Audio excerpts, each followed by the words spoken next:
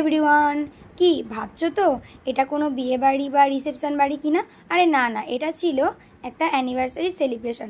সেই অ্যানিভার্সারিটা কাদের ছিল এবং ডেটটা কবে ছিল সেটা তোমাদেরকে আমি পরে জানাচ্ছি।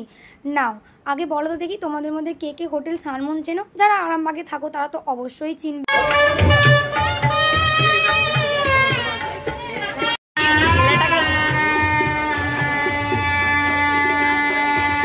তাহলে ছিল মোমো, পকোড়া, মকটেল কাউন্টার, আরও অনেক কিছু, কফি টফি সমস্ত কিছুই। তো যাই হোক, চলো এবার ভেতরে যাওয়া যাক। আর হ্যাঁ, তোমাদেরকে তো বলাই হয়নি যে এই অ্যানিভার্সারিটা কাদের ছিল। এই অ্যানিভার্সারিটা ছিল আমার মেজ দাদু আর মেজ দিদার 50 বছরের বিবাহ বার্ষিকী বলে কথা।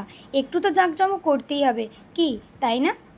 10ই মে এই অনুষ্ঠানটা কিন্তু হয়েছিল হোটেল সানমুন, মানে যাদের আজ অ্যানিভার্সারি ওনাদেরই বড় ছেলে, মানে আমার বড় মামার হোটেলে। আর এই যে ফার্স্ট টাইম আমার ব্লগে আমার দিদা, আমার মাসি আর আমার মা আর আমরা এক ফ্রেমে। নাও আমাদেরকে কেমন লাগছে একটু কমেন্ট করে জানাবে তো। আর হ্যাঁ, আমার দিদাকে আমি একটু বেশিই ভালোবাসি, বলতে পারো সবার থেকেই। আর যাদের অ্যানিভার্সারি তাদেরকে তো তোমাদেরকে দেখানোই হয়নি। আর এদিকে আমার মালা বদলের সময় ক্লিপটা নেওয়া হয়নি। এখানে কেক কাটা হচ্ছিলো, কেক কাটা থেকেই সমস্ত ভিডিও আমার নেওয়া ছিল। তো চলো তোমাদের সাথে সেটাই শেয়ার করি।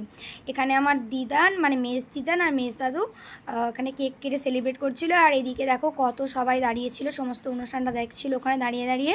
বেশ ভালোই লাগছিল, বেশ মজাও লাগছিল। 50 বছরের অ্যানিভার্সারি বলে কথা, একটু তো মানে হই হুল্লোড় করতেই হয়, তাই না? এদিকে দেখো বাড়ির সবাই দাঁড়িয়েছিল, এদিকে মামি মামারা সমস্ত কিছু, বোনেরা দিদিরা সবাই দাঁড়িয়েছিল। আর দিকে আমিও একটু ভিডিও করে নিচ্ছিলাম। কাটা কমপ্লিট, এবার সবাইকে খাওয়ানোর পালা আর ফটোশ্যুটের পালা।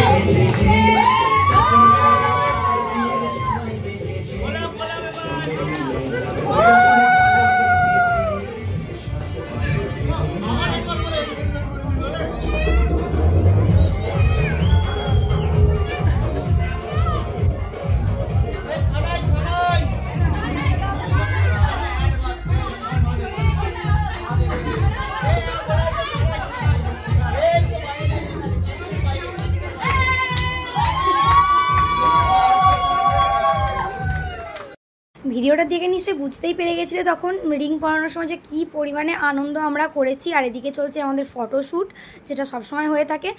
আর এই দেখো এদিকে এই যে যাকে একটু পরেই তোমরা হাই করতে দেখবে, এই যে আমার মামাই, ছোটো মামাই, ঠিক আছে? তো ও প্রথমে কিছুই বুঝতে পারছিল না যে এটা কী হচ্ছে। ওকে আমি জিজ্ঞেস করলাম যে বুঝতে পারিস নি তো? হ্যাঁ বলতে পারো, ওর সাথে আমার বন্ধুত্বের সম্পর্ক, তাই ওকে আমি তুই তোকারি করি। ও আবার ব্যাকে এসে আমাকে একটা কথা বলছিল, যেটা তোমাদের সাথে আমি এখন শেয়ার করছি না, ঠিক আছে? তো এরকমভাবেই সন্ধ্যাটা খুব সুন্দরভাবে কাটালাম। আর টুকটাক স্টার্টারও ট্রাই করেছি। আর বোন তো আমাকে লেগ পুল করতে ছাড়েনি, যে হ্যাঁ তুই শুধু খেয়েই যা আর আমি তোর ভিডিও তো করেই যাই।